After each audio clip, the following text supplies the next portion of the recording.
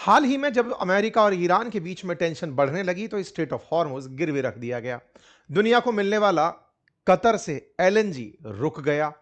Straight of Hormuz पार करके आने वाला सऊदी, इराक, कुवैत सभी जगह से आने वाला तेल रुक गया।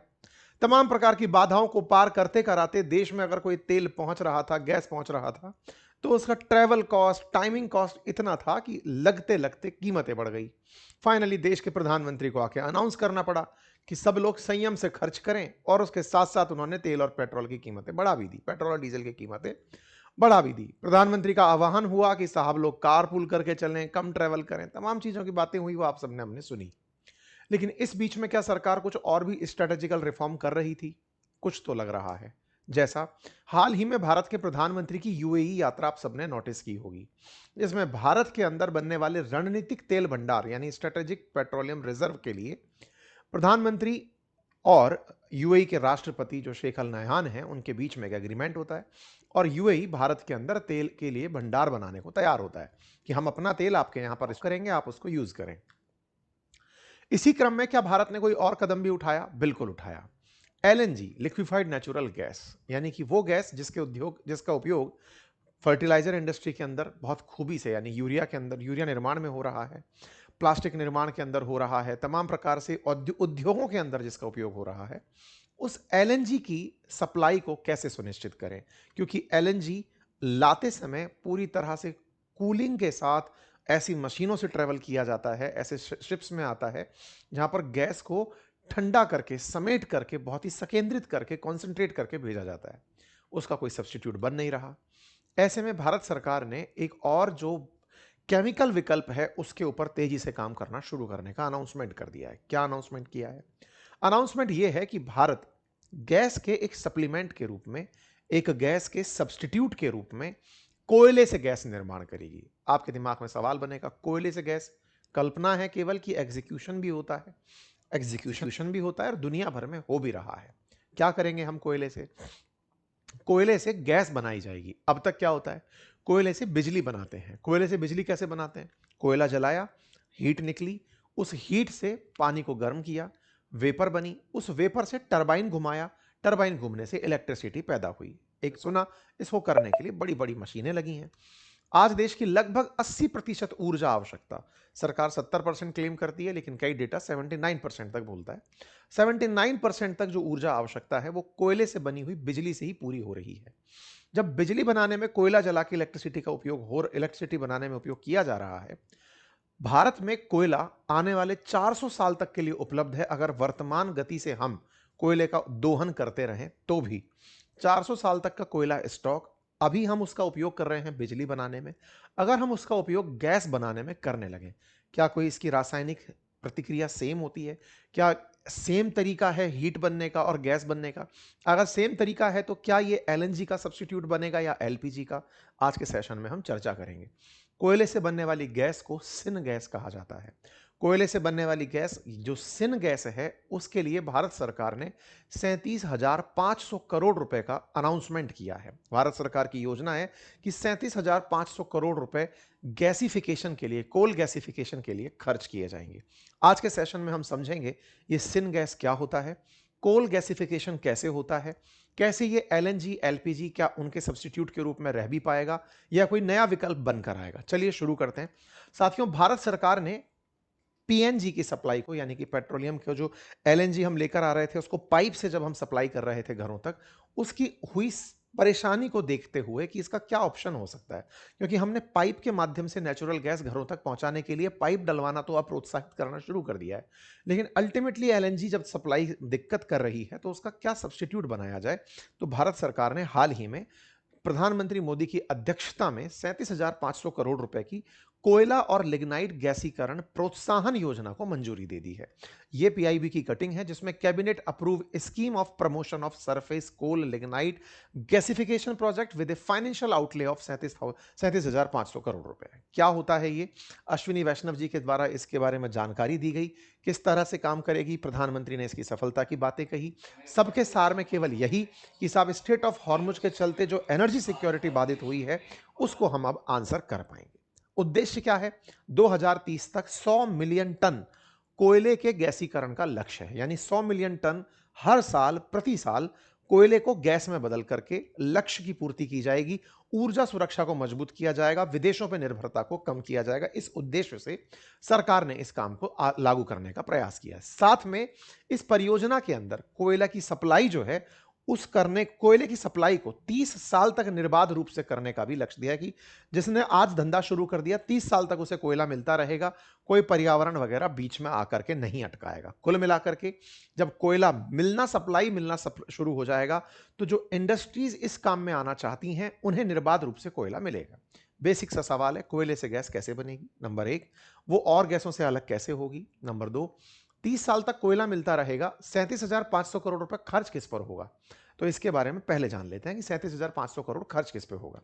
मान लीजिए कि एक उद्योग को लगाने के अंदर 1 लाख रुपया खर्च हो रहा है, तो उसमें 20,000 रुपया सरकार देगी। सरकार सब्सिडी के रूप में उस पैसे को दे रही है।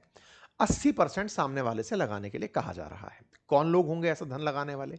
मान लीजिए कि कोई कंपनी है जो फर्टिलाइजर में काम करती है। फर्टिलाइजर के लिए इस गैस की आवश्यकता पड़ेगी। कौन सी गैस है? सिन गैस की बात हो रही है। CO यानी कार्बन मोनोऑक्साइड प्लस हाइड्रोजन, इसका जो कॉम्बिनेशन है that is CO plus H2, इसे सिन गैस के रूप में उपयोग किया जाएगा। तो सिन गैस के रूप में जब ये उपयोग में आएगी तो इस काम के लिए अगर कोई इंडस्ट्री निकल कर आती है, मान लीजिए कि फर्टिलाइजर के लिए कोई भारत की कंपनी बाहर आती है कि हम इस काम को करना चाहते हैं, तो उस काम में करने वाले काम को 80% इन्वेस्टमेंट वो करेंगे, 20% सरकार देगी। और उन्हें पहले से मिली आ रही जो सब्सिडी है उन्हें नहीं रोका जाएगा, क्योंकि पहले भी सरकार फर्टिलाइजर सेक्टर के अंदर तमाम सब्सिडियां देती है, वो सारी जारी रहेंगी। केवल फर्टिलाइजर ही नहीं, अगर कोई ऊर्जा आपूर्ति करने वाली कंपनी है या कोई स्टील प्लांट के लिए काम करने वाली कंपनी है, कोई एक्सपोर्ट इंपोर्ट से जुड़ी कंपनी है, कोई भी कंपनी आए, सरकार प्रोत्साहन के रूप में, यानी कि आपकी लागत 20% अब स्वतः ही कम हो गई। ठीक है, अब ये प्रक्रिया क्या है वो जान लेते हैं। तो देखिए, जब रॉक्स की बात होती है तो कोयला सेडिमेंट्री रॉक है। कोयले की प्रक्रिया बचपन से आप लोग जानते आए हैं, बचपन के शुरुआती दौर में पढ़ते आए हैं। फिर भी एक बार चर्चा कर लेते हैं फॉसिल फ्यूल के तरीके से, कि जमीन के नीचे जब बहुत सारे पेड़ पौधे दब गए, करोड़ों लाखों साल तक दबे रहे, गर्मी और प्रेशर के चलते वो कोयले में कन्वर्ट हो गए। ये जो कोयले में कन्वर्ट होने की प्रक्रिया है, इसमें कई करोड़ साल लगे, और उस करोड़ साल के बाद में कोयले की मात्रा में कार्बन की मात्रा जैसे जैसे बढ़ती चली गई, कोयला उस लेवल पे क्लासिफाई किया जाता रहा, पीट, लिग्नाइट, सब बिटुमिनस, बिटुमिनस, एंथ्रासाइट। जिस कोयले के अंदर यानी कि कार्बन और कार्बन के साथ ऑक्सीजन ये प्रमुखता से उपलब्ध होता है जब कोई प्लांट होता है, लेकिन प्लांट से धीरे धीरे ऑक्सीजन और वाटर निकलती चली जाए तो कार्बन की कंसंट्रेशन बढ़ना शुरू हो, तो कोयला उतनी ही उच्च क्वालिटी का बनता चला जाता है। ऐसे में एंथ्रासाइट यानी कोयले का वो प्रकार जिसमें कार्बन की मात्रा 86% से लेकर 97% तक होती है, सबसे उन्नत किस्म का कोयला माना जाता है। मतलब कोयला कार्बन के कारण पहचाना जाता है, जितना परसेंटेज कार्बन। इसका मतलब क्या है? इसका मतलब है कि आपने एक पत्थर उठाया जिसका वजन 100 किलोग्राम है, अब उसमें कार्बन की मात्रा कितनी है, इससे कोयले की क्वालिटी चेक होती है। अगर जो काला पत्थर आपने उठाया उसमें कार्बन की मात्रा 86% से ऊपर है तो उसे एंथ्रासाइट कार्बन नाम दे दिया, एंथ्रासाइट कोयला नाम दे दिया गया। कार्बन से क्या फायदा होता है?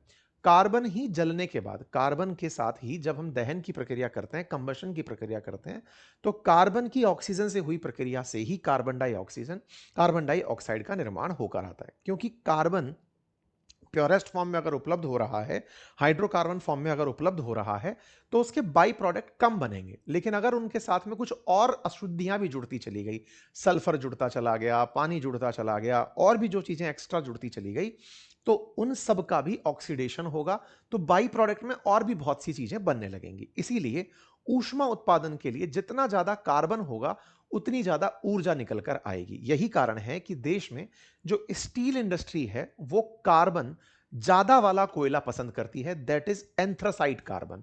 क्योंकि लोहे को गलाने के लिए जो ज्यादा हीट वाला कार्बन चाहिए वो एंथ्रासाइट कार्बन वाले कोयले में हो पाता है। ओके साहब, हमारे देश में एंथ्रासाइट कोयला बहुत कम मिलता है, मेघालय के अंदर और जम्मू कश्मीर में इसकी उपलब्धता है। इसीलिए देश एंथ्रासाइट कोयले को इंपोर्ट भी करता है। जैसे ऑस्ट्रेलिया से भारत कोयला इंपोर्ट करता है, ऑस्ट्रेलिया में माइंस जो हैं वो अडानी ने इसी कारण से परचेज की थी कि वहां का कोयला वो बेच करके दोनों तरफ से, यहां पर पोर्ट हैं और वहां पर कोयले की माइंस हैं, तो पैसा बनाएगा। ये पुराना मामला हो चुका है जिसका ऑस्ट्रेलिया में बहुत विरोध भी हुआ था, इसकी चर्चा हमने पहले भी की है। तो ये तो हुआ एंथ्रासाइट का मामला। भारत में जो कोयला सबसे ज्यादा मिलता है वो बिटुमिनस कोयला है। बिटुमिनस कोयले के अंदर जो कार्बन की मात्रा है वो 45% से 80% के बीच में कहीं भी हो सकती है। भारत में जो बिटुमिनस कोयला है और इससे पहले वाला लिग्नाइट कोयला है। लिग्नाइट कोयला जिसके अंदर कोयले की मात्रा 35% तक है, 25 से 35%। इस कोयले से कार्बन मोनोऑक्साइड प्लस हाइड्रोजन पैदा करने की प्लानिंग है। हमारे यहाँ जो बिजली उत्पादन भी होता है वो भी बिटुमिनस और लिग्नाइट से ही होता है। इन दोनों से ही बिजली का उत्पादन किया जाता है। बिजली का उत्पादन कैसे होता है? कार्बन को बर्न, कोयले को जलाया जा रहा है और जला करके जो हीट निकल रही है उससे वाटर वेपर तैयार की जा रही है। वाटर वेपर पानी को जला के, पानी को उबाल के और उससे टरबाइन घुमाकर बिजली का उत्पादन होता है। भारत के अंदर जो कोयले का भंडार है वो 400 अरब टन के अराउंड माना जाता है और भारत दुनिया में दूसरा कोयला उत्पादक है।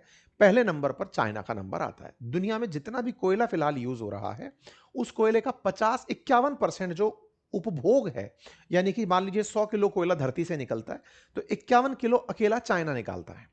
उसके बाद भारत का नंबर आता है जो 11% कोयला बाहर निकाल करके यूज कर रहा है। भारत में कहां कहां से निकलता है? तो उड़ीसा, झारखंड, छत्तीसगढ़, पश्चिम बंगाल, मध्य प्रदेश, ये पूरा की पूरा दक्कन ट्रैप जो है वो इस कोयला उत्पादन के लिए जाना जाता है, जहां की जमीन से कोयला बाहर निकल कर आता है। ठीक है, कौन सा कोयला है? तो बिटुमिनस का उपयोग सबसे ज्यादा होता है और इसी से हम लोग बिजली पैदा करते हैं। कितनी परसेंट बिजली? हम 70% बिजली कोयला उत्पादन से करते हैं। कोयला निकालकर उससे थर्मल पावर प्लांट के माध्यम से करते हैं। मतलब कोयला निकला और उसे थर्मल पावर प्लांट्स के माध्यम से बिजली उत्पादित करके देश भर की बिजली की आपूर्ति उसी से की गई। हालांकि कोयले से निकली कार्बन डाइऑक्साइड एक प्रदूषण का कारण बनती है, लेकिन फिर भी हमारे पास और कोई अल्टरनेटिव उससे सस्ता उपलब्ध नहीं है, इसलिए कोयले से निकली हुई हीट का उपयोग बिजली उत्पादन में किया जाता है। अब यह बिजली तक तो सीमित था, लेकिन हमारे खाने को जलाने के लिए, अब इसको आसान तरीके से समझते हैं। कोयले को जला करके जो बिजली बनाई जा रही है, अग्नि पैदा करना ही तो हमारे लिए जो गैस है उसका काम है। आसान तरीके से समझिए, कोयला जला करके आपने बिजली बनाई। बिजली बनाने के लिए किया क्या? कोयला जलाया था, हीट निकली थी, उसका उपयोग बिजली बनाने में किया। हमें वही हीट तो घर पे चाहिए, लेकिन दिक्कत क्या है, हम घर पर अगर कोयला जलाने लगे तो प्रदूषण बहुत हो जाएगा।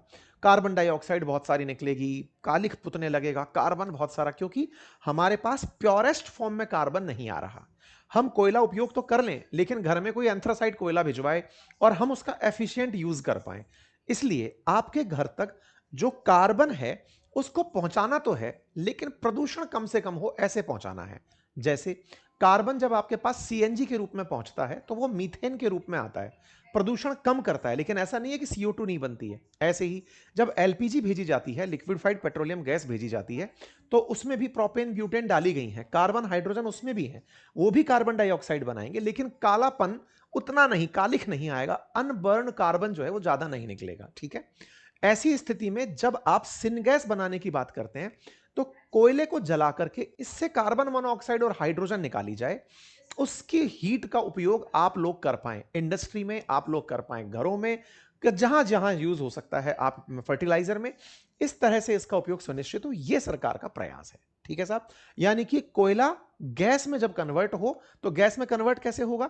गैस में कन्वर्ट करने के लिए उसको प्रॉपर तरीके से ऑक्सीजन के साथ मिलाकर जलाया जाएगा, कंट्रोल्ड रिएक्शन में 1000 डिग्री सेंटीग्रेड तक ब्रेकिंग करने का कोयले को प्रयास किया जाएगा, फिर जो गैस बनेगी उसे पाइप के माध्यम से आप तक भिजवा दिया जाएगा, जिसमें carbon monoxide, carbon dioxide, methane, hydrogen सब हो सकता है, लेकिन हां, उसे आगे चल करके सिंथेटिक नेचुरल गैस में भी कन्वर्ट करने का प्रयास, यानी एसएनजी के अंदर भी प्रयास किया जाएगा। सिन गैस का फॉर्मूला यही है, कई परीक्षाओं में पूछा जाता है, आप में से बहुत से लोगों ने देखा होगा, लेकिन इसको आगे चल के एसएनजी में बदला जा सकता है, सिंथेटिक नेचुरल गैस में, इसकी और रिएक्शंस कराकर मीथेन में बदला जा सकता है, यानी कि आने वाले समय में यह एलएनजी का सब्स्टिट्यूट बन सकता है। सिनगैस के जो बनने वाले उत्पाद हैं उनमें आपके सामने ये तमाम अमोनिया, यूरिया, ये तमाम चीजें, पेट्रोकेमिकल ईंधन वगैरह सब शामिल हैं। तो कुल मिलाकर के हम क्या करने की तैयारी में हैं? हम ऊर्जा का एक अल्टरनेटिव विकल्प सिनगैस के रूप में लेकर आने जा रहे हैं। क्या इससे हमारे पास जो पीएनजी पहुंच रही है ऐसे एसएनजी पहुंच पाएगी? फ्यूचरिस्टिक हो सकता है यह विजन, लेकिन सरकार ऑलरेडी एलएनजी के विकल्प फिलहाल तलाशने लग रही है, पीएनजी के विकल्प तलाशने लग रही है, उसमें सिन गैस का नाम निकल कर आया है। हमें जरूरत क्यों पड़ी? क्योंकि दुनिया में इस समय गैस सप्लाई बाधित हो रखी है और भारत का विजन अगर 2047 में विकसित बनने का है, तो हमें ऊर्जा आपूर्ति में आत्मनिर्भर होना पड़ेगा। फिर चाहे रिन्यूएबल एनर्जी सोलर प्लांट्स के माध्यम से हो, चाहे न्यूक्लियर रिएक्टर्स के माध्यम से बिजली उत्पादन हो, फिर चाहे कोयले के गैसिफिकेशन से गैस पहुंचना हो, कार्बन की आपूर्ति की जगह ईवी यूज करना हो, तमाम चीजें हमें करनी होंगी। इसी के प्रयास में लगातार लग रहे हैं। क्या यह अचानक पैदा हुआ आइडिया है? नहीं। वर्ष 2021 में भी राष्ट्रीय कोयला गैसीकरण मिशन शुरू हुआ था, जिसमें लक्ष्य 2030 के अंदर 100 मिलियन टन का रखा था। लेकिन इसमें खर्चा इतना है कि लोग आगे नहीं आते। सरकार ने बीच में इसके अंदर 8500 करोड़ रुपए का एक इंसेंटिव रखा था, नहीं आए लोग। अब समय की आवश्यकता को समझते हुए सरकार ने 37,000 करोड़ रुपए, 37,500 करोड़ रुपए और ऐड किए हैं कि लो भाई पैसे लो, आ जाओ। 2026 आ चुका है, 30 में हमें 100 मिलियन टन कोयले से गैस बनानी है, लक्ष्य को पूरा किया जाए। इस कारण से सरकार ने इंसेंटिव योजना इसमें शुरू कर दी कि आओ, जिसको धंधे में पैसा लगाना है लगाओ, हम आपके साथ हैं। तो उम्मीद है आप लोगों को यह बात समझ में आई होगी, सरकार की योजना का महत्व समझ में आया होगा, 20% तक का वित्त पोषण समझ में आया होगा और सरकार इसको कैसे करना चाहती है वो मैंने आपको बता दिया। तो कुल मिलाकर के अगर 20% सरकार लगा रही है, मान लीजिए 37,000 करोड़ रुपए सरकार लगा रही है, ऑलमोस्ट 40 पकड़कर चलें, तो ये लगभग 2 लाख करोड़ रुपए का इन्वेस्टमेंट धंधे में लेकर आएगा। 2 लाख करोड़ तक का इन्वेस्टमेंट आया तो ऐसे में रोजगार पैदा होंगे। सरकार का लक्ष्य है कि इससे लगभग 50,000 नए रोजगार सृजित होंगे, रोजगार मिलेंगे, देश की आत्मनिर्भरता बनेगी। सरकार के प्रयास से देश के अंदर ऊर्जा के अंदर आत्मनिर्भरता का ऑल्टरनेटिव बनकर आएगा। ठीक है, क्या दुनिया में और कोई देश ऐसा करता है? बहुत सारे देश ऐसा करते हैं, कोई चाइना करता है, जापान करता है, तमाम देश इस तरह से ही उपयोग में लेकर आ रहे हैं। ठीक है साहब, उम्मीद है कि आप सभी साथियों को यह जानकारी समझ आई हो। जानकारी समझ आई हो तो साथियों से साझा करें। कोई भी दिमाग में दुविधा है तो कमेंट में साझा करें, उसके साथ चर्चा कर ली जाएगी। फिलहाल के लिए इतना ही। अपना ख्याल रखें, बड़ों का सम्मान करें, छोटों को प्यार दें और अपना व्यक्तित्व इस प्रकार से विकसित करें कि महिलाएं आपके साथ सुरक्षित और सम्मानित महसूस